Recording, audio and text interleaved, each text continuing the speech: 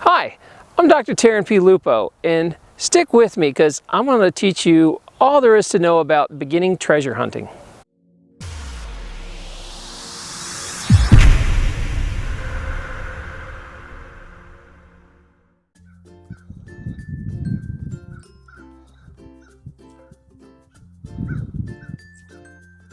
So I wanted to learn all about metal detecting. And I took my metal detector out in the yard, tried to find some things. Oh, what's this? What's this? What could we have found? It's a sheet of silver bars. Okay, so I might have staged that, but you can actually find some pretty good treasure hunting.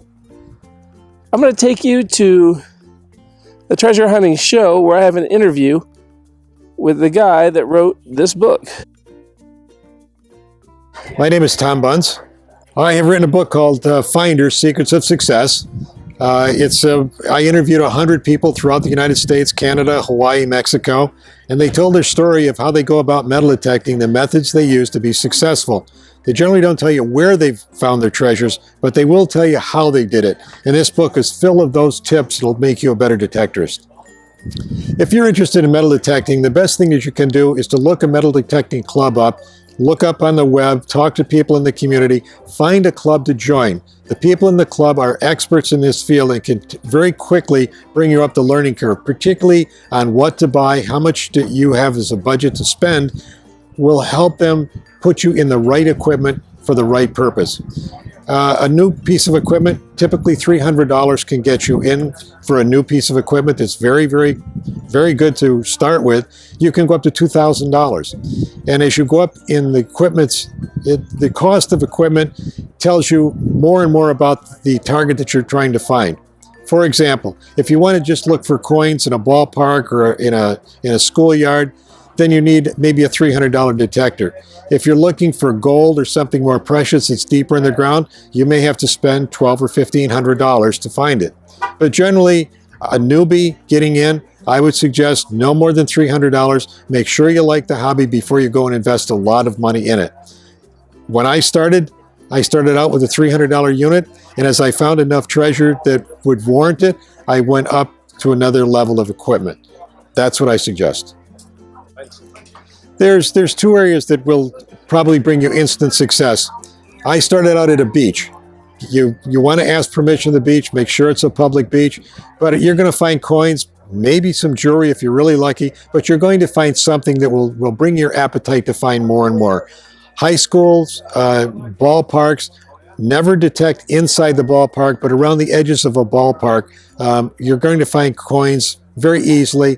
It'll give you more experience to find more and more, deeper and deeper. One of the things that I suggest strongly is if you're a newbie, is you go and you present yourself at the person's home or to a ranger at a park and say who you are and what you're going to do. You have to explain to these people that you're not going to damage their property, that you're going to dig for coins or whatever is there, and you're going to treat the property as if it's your own. Well, a very good question is, well, what's in it for me, as most landowners may be asking you. Well, at times they don't care. They want to see what you found. Many times you can say, well, whatever I find, I'll split with you. So you work some kind of a barter arrangement, but do that before you start detecting, because after you've found a valuable item, it's not the time to negotiate. So I have found it, I would say that my percentage of getting permission to hunt a property is probably 7 or 8 out of 10, because I go up and tell them who I am, why I'm there. We talk about the negotiation up front, and the most important thing is I give them a release of liability document, so that if I get hurt on their property, that's on my responsibility, not on theirs. So that's worked very, very well for me. There's as many varieties of equipment as you can imagine. There's probably 5 or 6 major manufacturers that make a simple detector that will allow you to find gold and silver coins at a depth of about 3 to 6 inches.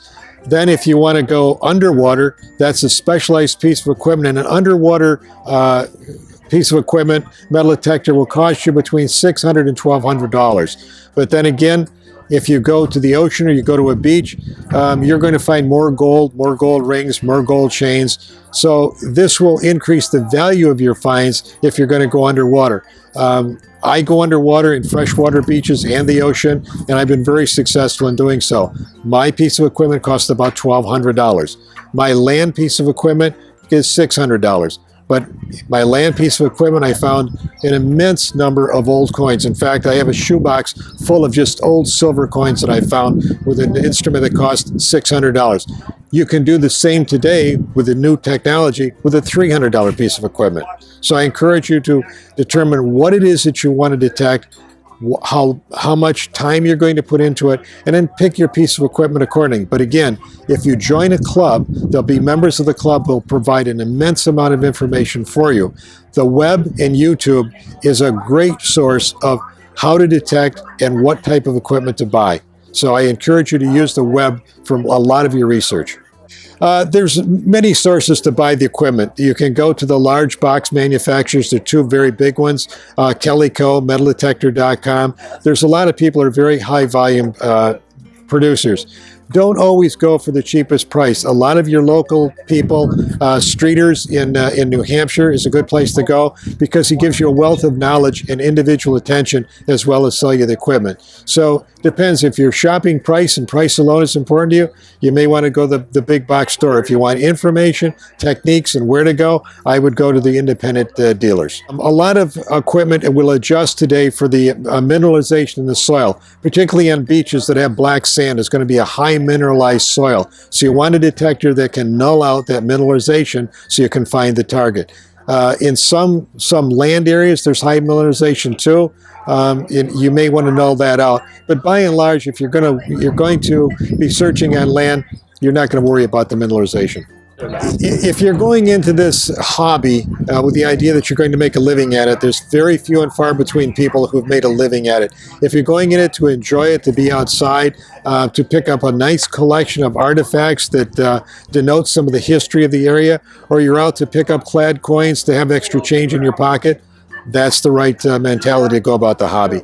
But to make a living at it, that's a reach. Buy used equipment. I would not buy used equipment just to go on eBay or to go onto a local market. I would probably go through a club member and buy a piece of equipment from a club member. You have to face him at the next meeting, so chances are he's going to sell you a good piece of gear and train you, even more importantly, on how to use it effectively. Don't forget, if you haven't subscribed yet, please subscribe to my channel. Also, give this a thumbs up, a like, a share, or if you have something to add, remember to comment below. Thanks. Also, don't forget to stop by terranlupo.com. I have up videos that you can't see anywhere else. Currently, I have one on carnivorous plants and also how to make your own mead. All you have to do is go over and sign up at terranlupo.com, and all that's free.